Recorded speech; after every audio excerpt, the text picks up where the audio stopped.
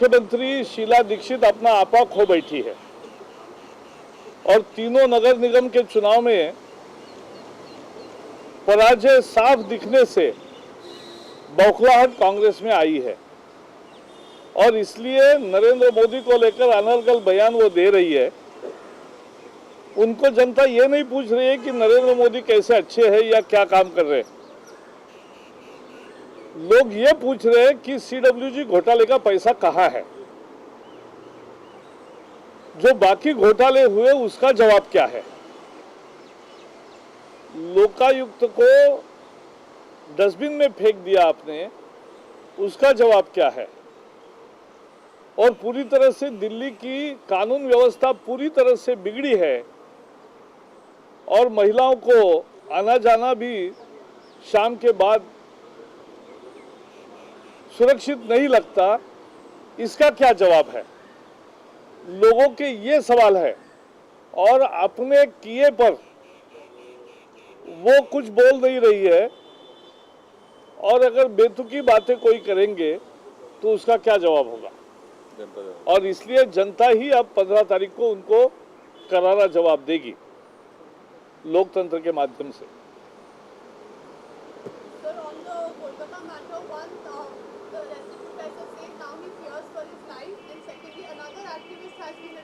I really don't understand. In a democratic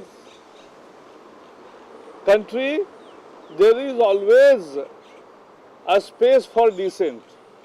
And if somebody is not allowing any dissent in a democratic format, then this is a serious issue. Last week I was in Calcutta and I was in Press Club. And I started with my speech by saying that I am happy to be in Calcutta Club and hope that here there is no restriction for any newspaper to come in, at least in Calcutta Club, Press Club.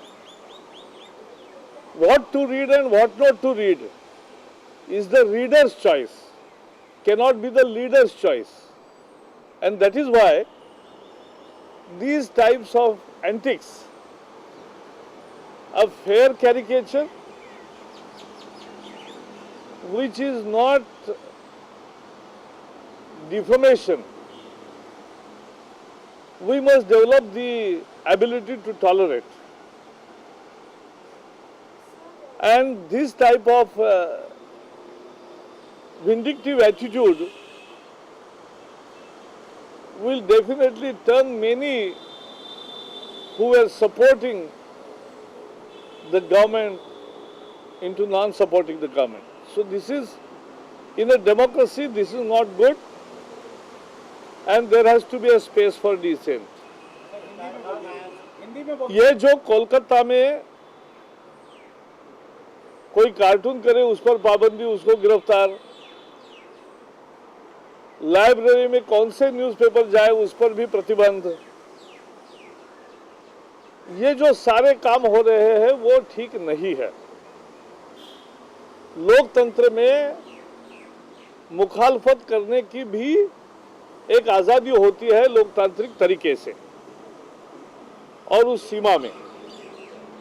लेकिन कोई cartoon जो cartoon है और वो कोई, मैंने देखा तो मुझे कोई ऐसा नहीं लगा कि उसमें बहुत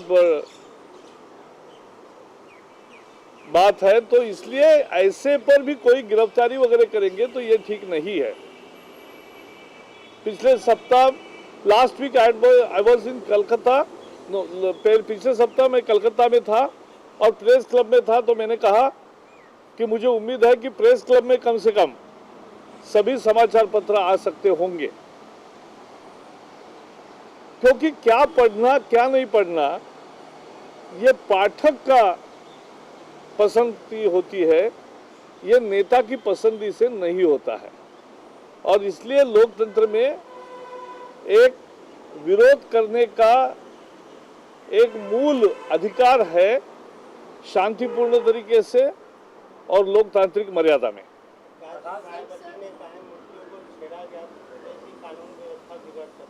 नहीं, मुझे पता नहीं, ये तो शैडो लड़ाई लगती है मुझे। इसमें तो जगह पर कुछ हो नहीं रहा है अलग, न मैंने पढ़ा है कि कोई वहां से पार्क हटाने की बात कर रहा है या क्या है। लेकिन ये शैडो बॉक्सिंग है, इसका कोई मतलब नहीं है। जिस तरह का अखिलेश यादव मुख्यमंत्री बनने के बाद वो राज जिस तरह से कर रहे हैं, तो जनता की तो अपेक्षाएं बहुत बढ़ाई है, वो तो पूरी नहीं कर सकेंगे। और इसलिए अब ऐसे बीएसपी का विरोध, इसका विरोध, उसका विरोध ये अब शुरू करेंगे, तो उसको जैसे डेवलप होगा हम बताएंगे। आज तो कुछ है नहीं उसमें। हाँ, कल बोल चुके। Detention of Shahrukh Khan at New York airport, New Haven airport is a very serious matter. We condemn this attitude and the action because it has happened again and again with the same actor. But this happened even with Abdul Kalam ji, ex-president, former president. And every time America only apologizes.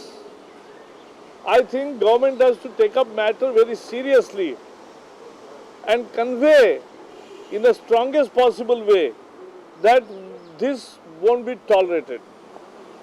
Sir, there are also others who are facing hostile attitudes in the countries like the Norwegians or the others, the government specifically. Who? The other cases, other discrimination for the other Indians were not Bollywood stars. They think the government in a way is overreacting because they've been saying again and again the apology is not enough. No, because this is true. It is not about Hindu or Muslim. It is about the decency. Yes, every country has a right to have the security checks and frisking, but there is always a genuine thing, and if there is some doubt, then you can, but it can't happen with one person consistently. So this is deplorable.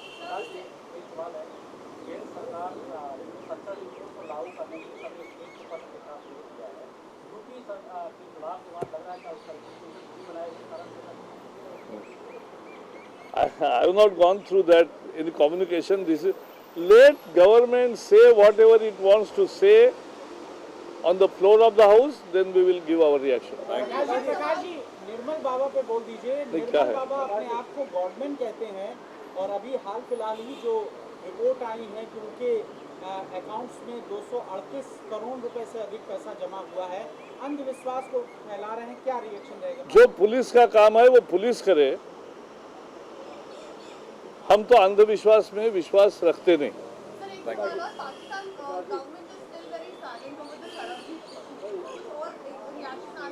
Sarabjit को जिस तरह से चिश्ती को भारत के न्यायालय से राहत मिली, सब भारतीयों की उम्मीद है कि ऐसी राहत सरबजीत को मिलनी चाहिए।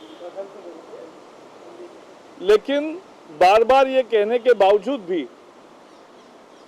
भारत के इतने प्रयासों के बाद हाफिज भी नहीं आते, देश को लौटाए नहीं जाते, यानी देश को हैंडओवर नहीं किया जाता जो 26/11 के गुनहगार है। लेकिन सरबजीत जैसे जो इतने साल जेल में सड़े हैं और मिस्टेकन आइडेंटिटी की केस है, उसके बारे में भी अगर भारत प्रिवेल नहीं कर सकता है तो एक अनफॉर्चुनेट बात है। जब व्यापार बढ़ रहे हैं, जो अच्छी चीज़ है, व्यापार बढ़ना एक अच्छी शुरुआत होती है, तो इसके साथ ऐसे भी कुछ भारत के लिए जो भावना के मुद्दे हैं, सरबजीत एक उसमें निश्चित मुद्दा है और सरकार को ये करके लेना चाहिए।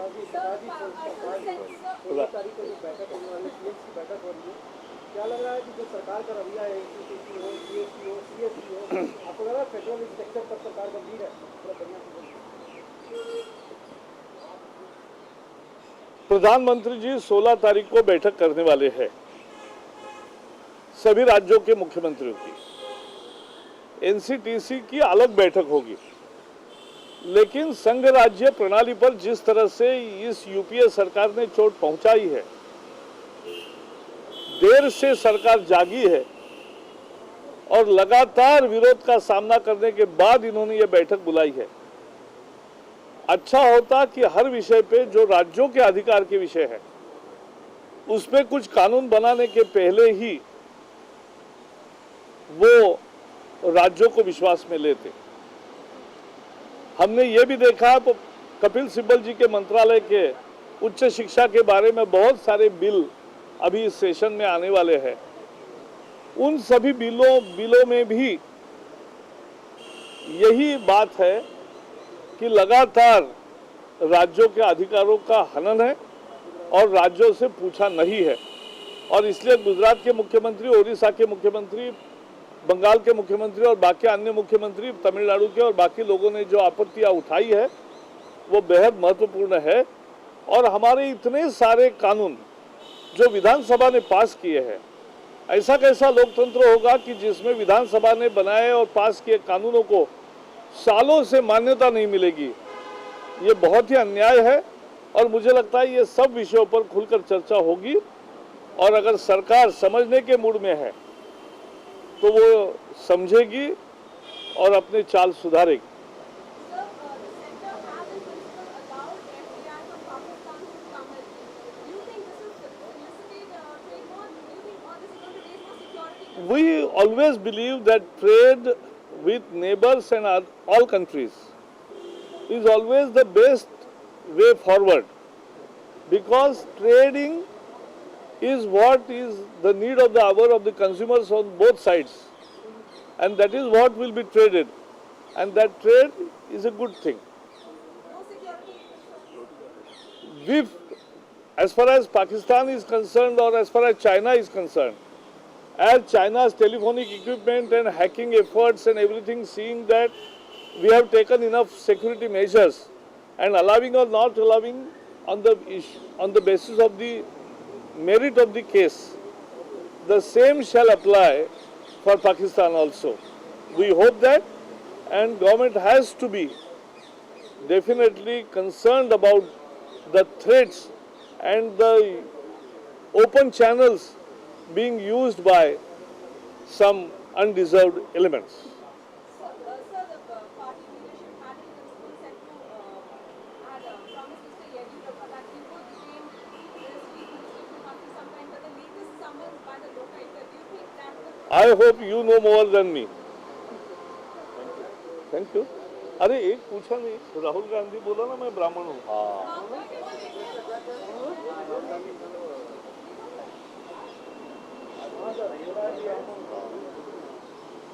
अब ये भी हद हो गई कि राहुल गांधी अब खुद किस जात के है ये बताना शुरू किया कि मैं ब्राह्मण हूं।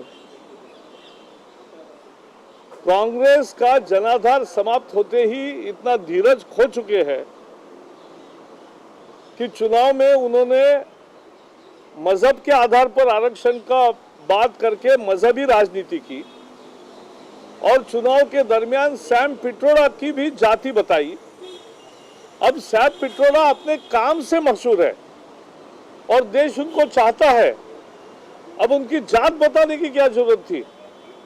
तो राजनीति के लिए अब राहुल जी सैम पिट्रोडा की भी जाति बताएंगे, बाकी लोगों की बताएंगे, अब खुद की बताएं। लेकिन ऐसी जाति की राजनीति और ऐसे मजहब की राजनीति कभी लंबे समय में सफल नहीं होगी। ये भी सबक कांग्रेस आने वाले दिनों में लेगी।